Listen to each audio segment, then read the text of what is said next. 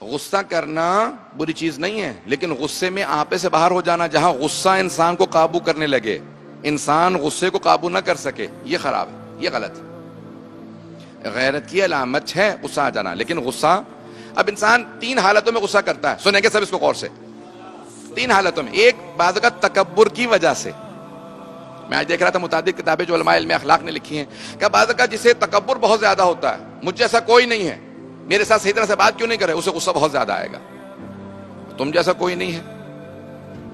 انسان اگر اسی بات کو اپنے ذہن سے نکال دے کہ ارے مجھ سے بے انتہا افضل لوگ اسی دور میں موجود ہیں، مجھ سے بڑے بڑے بہتر لوگ پہلے بھی گزر گئے ہیں، کبھی بھی تکبر نہ کریں۔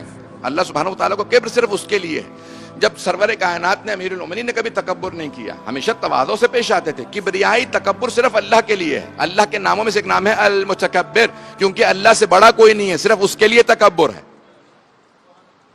بہت خاموشی سے سن رہے ہیں، اگر بات پہنچ رہی ہے مجھے خاموشی کچھ نہیں کہتے۔ جو ہیں وہ اپنے غصے پہ قابو نہیں پا سکتے۔ نوجوانوں کو خاص طور سے غصے پہ قابو پانا چاہیے۔ ماں باپ کے سامنے کبھی آنکھیں کھول کے مت دیکھیں، سر جھکا کے بات کریں، چاہے وہی غلط ہو۔ اکثر نوجوان یہ پوچھ لیتے ہیں لیکن غلطی تو میرے والدین کی تھی۔ بھائی اسی غلطی کے دوران بھی آپ کو اپنے غصے پہ قابو پانے کے لیے کہا گیا ہے۔ غلطی نہ ہو تو اپنے چھوٹے کے سامنے بھی آپ غصے میں بات نہیں کر سکتے۔ پتہ نہیں بات پہنچ رہی ہے نہیں پہنچ رہی۔ جب انسان کی غلطی نہ ہو تو چھوٹے پہ بھی غصہ نہیں کر سکتے۔ غلطی چاہے والدین کی ہو تب بھی ان کے سامنے انسان کو اجازت نہیں ہے کہ وہ والدین کی غلطی تھی اس لیے میں اونچی آواز سے بات کر رہا تھا۔ کس نے حق دیا ہے آپ کو؟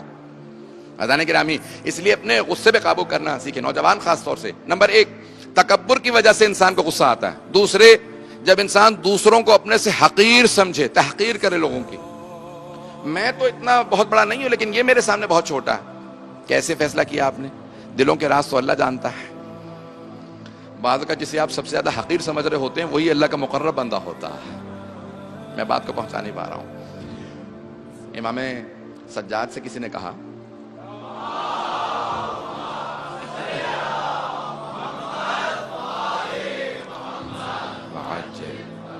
کہ مولا جب بھی آپ صدقہ نکالتے ہیں تو صدقہ دینے کے بعد جب فقیر کو آپ صدقہ اس کے ہاتھ میں رکھتے ہیں، ہاتھ کو کیوں چومتے ہیں؟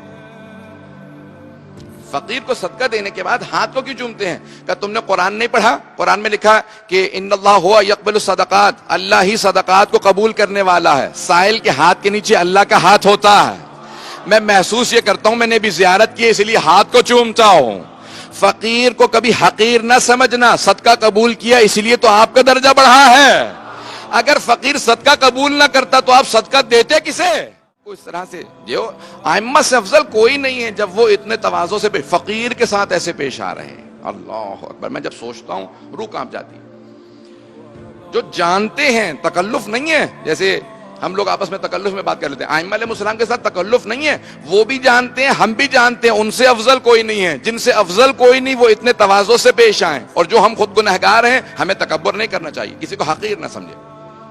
میں پہلا تکبر کی وجہ سے غضب آتا ہے، دوسرا انسان دوسروں کو حقیر سمجھے، اور تیسرا جب انسان بعض اوقات دوسروں کا حق مار لے تو انسان کو بعض اوقات زیادہ غضب ہوتا ہے کہ میں اس کا کس طرح سے حق حاصل کر